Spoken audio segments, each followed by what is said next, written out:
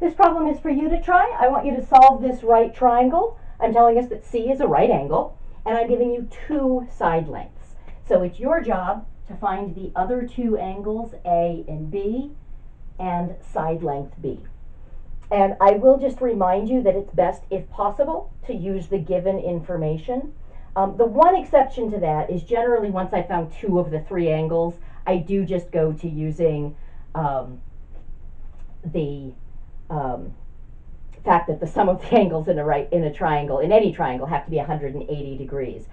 That's because that's just using addition, and errors don't tend to grow when you're just adding things together.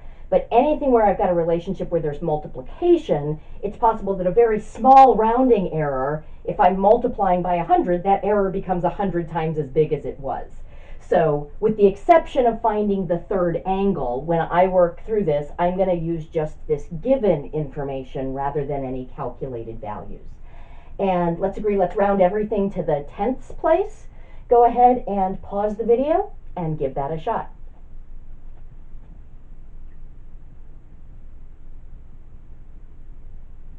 All right, the first thing I like to do is just draw a picture.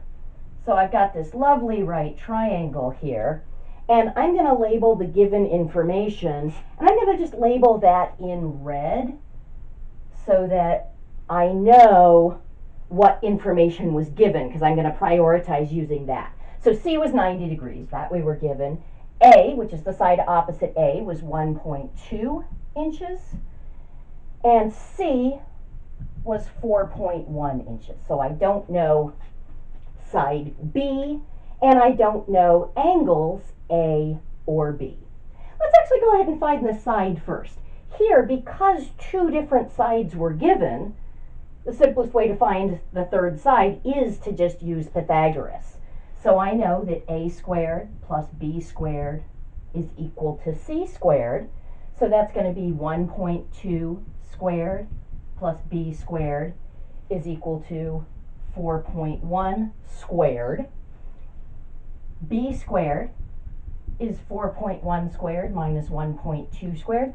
I certainly could have plugged these into a calculator now, or even done them by hand. They're not actually that atrocious, okay? But I'm choosing to delay that just because then I'm going to have more digits to write. I'm just feeling lazy about what I'm going to write here. And so that means B is going to be the square root of 4.1 squared minus 1.2 squared.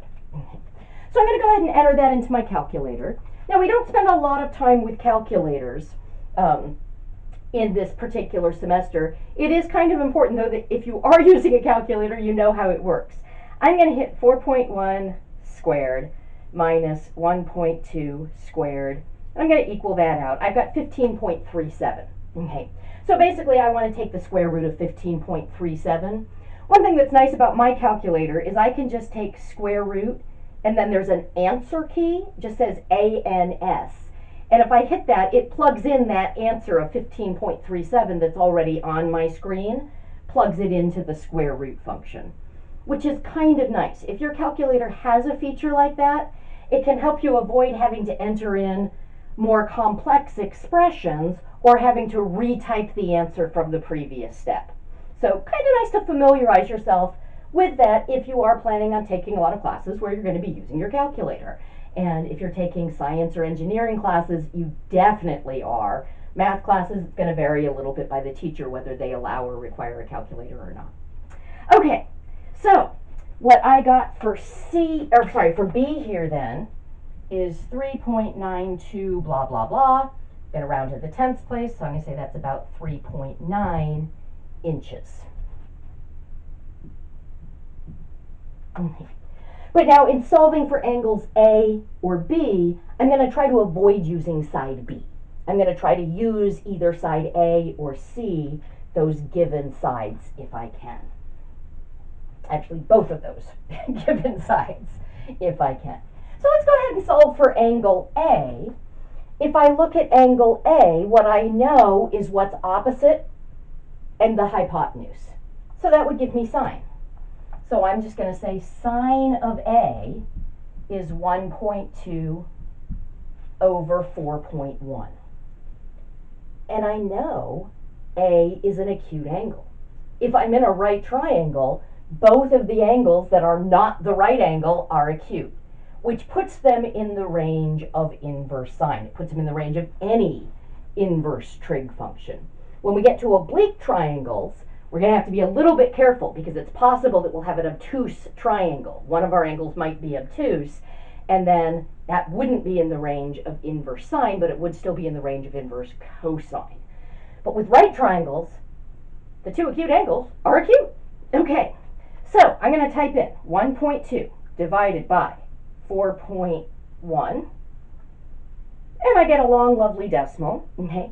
And I want to take inverse sine of that. So A is arc sine of 1.2 over 4.1. So if I look above the sine key, I see the sine inverse sine. That just means I have to use the second feature. So most calculators will have either a shift or a second key that allows you to get to that. So I'm going to hit that and then answer. So it plugs that in and I don't have to write in all of those digits again that I just calculated. And I get A is 16.97 blah, blah, blah. If I'm rounding to this place, that's going to round to 17.0 degrees. Because if I round 9 up, of course it rounds to 10. That makes this a 0 and bumps that up by 1. So this is going to be about 17.0 degrees. I said I was rounding to the 10th place, so I am going to include that 0.0. That says that's accurate to the 10th place. And now, even though that's using a calculated value, since the relationship with the angles is just one involving addition, it's generally safe to go ahead and use calculated values. So I'm going to say 17.0 plus B plus 90 is 180. And basically that means that B is going to be 90 minus 17.0. So 90.0 minus 17.0. Let's see. 73. And I'll write that as 73.0 degrees because I was rounding everything to the 10th place. So to the 10th place, that would be the level of accuracy that we get for this triangle. Good stuff.